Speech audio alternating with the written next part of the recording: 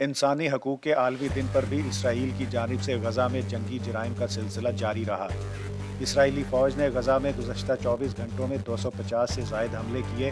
रिहायशी इलाकों में बमबारी से कल से अब तक 300 फ़लस्तीनी शहीद हो चुके हैं, जबकि मुतअद्दिद फ़लस्तीनी तबाहशुदा इमारतों के मलबे तले भी दबे हुए हैं। सहूनी फ़ौज ने खान यूनिस से रफ़ा जाने वाली सड़क भी बमबारी से तबाह कर दी।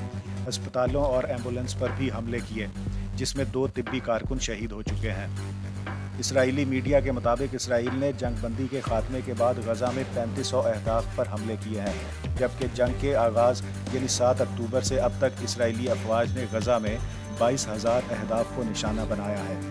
वाज़ेह रहे कि 7 अक्टूबर से अब तक फ़लस्तीनी शोहदा की तादाद 18,000 के करीब पहुँच चुकी है, जबकि ज़ख्मी अफराद की तादाद 48,000 से ज़्यादा हो चुकी है।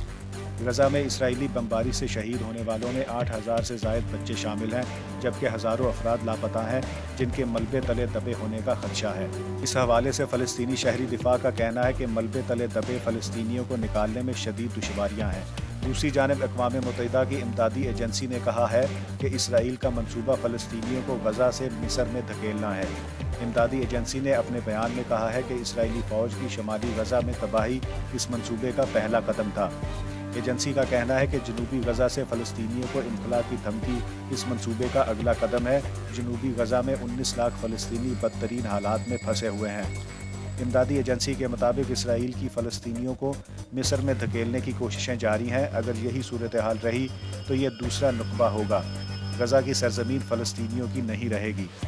ख्याल रहे कि 1948 में लाखों फ़लस्तीनियों को इनके घरों से बेदखल कर दिया गया था और उस दिन को नुकबा या क़यामत के तौर पर मनाते हैं।